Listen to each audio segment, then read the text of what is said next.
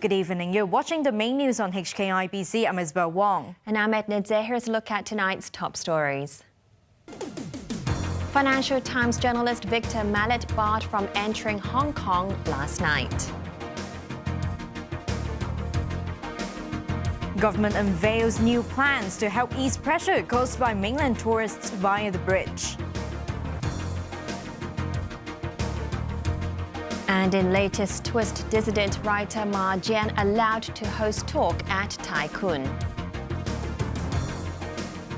Financial Times journalist Victor Mallet was barred from entering Hong Kong last night.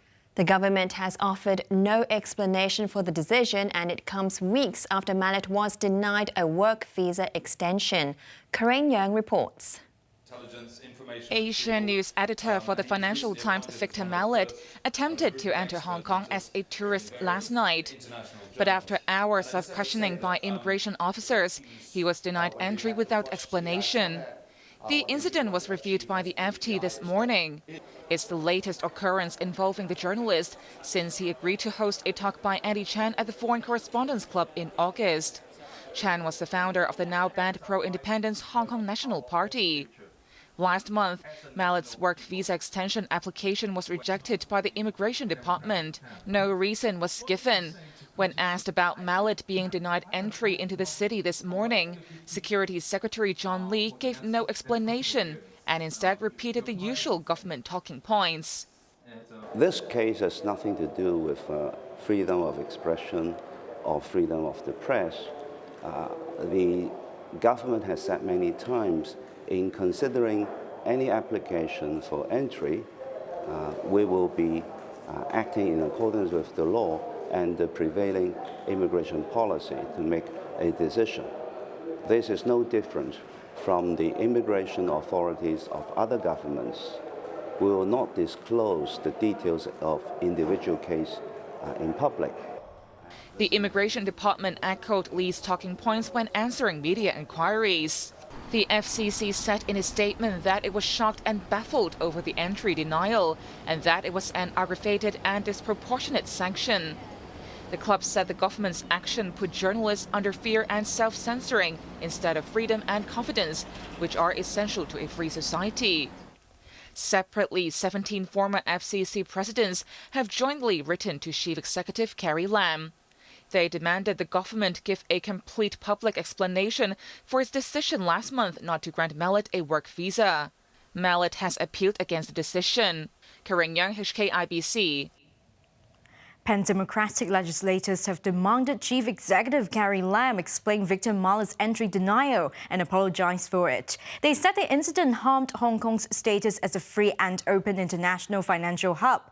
But some pro-establishment lawmakers believed he wanted to visit the city with ill intentions.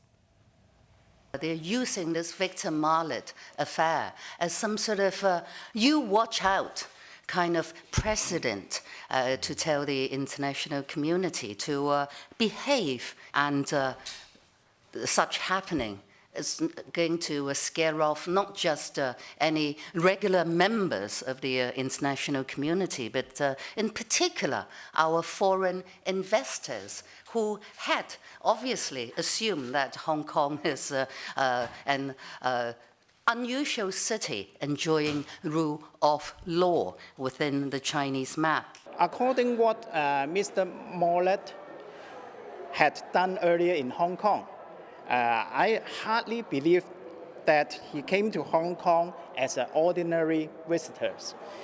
He is likely to do something harmful to the one country, two systems. And I think he just wants to politicalize the issues. And it is all right to the government to put a stop on it. The government has revealed new plans to help ease pressure caused by mainland tourists visiting Tung Chung on weekends by way of the Hong Kong-Zhuhai-Macau Bridge. One measure introduced by Transport Minister Frank Chan was having 2 buses pick up passengers instead of 1 to help speed up long queues for buses back to the bridge's port. Riley Chan reports. It's a quiet town on weekdays, but on weekends it becomes one of the most crowded places in the city. Since the opening of the Hong Kong-Zhuhai-Macau Bridge, Tung Chung becomes overwhelmed by thousands of mainland tourists who come to the district to shop. Long queues for buses back to the bridge were also seen in Tung Chung's core. Responding to residents' call to ease the pressure on their town, top government officials jointly announced a series of remedial measures today.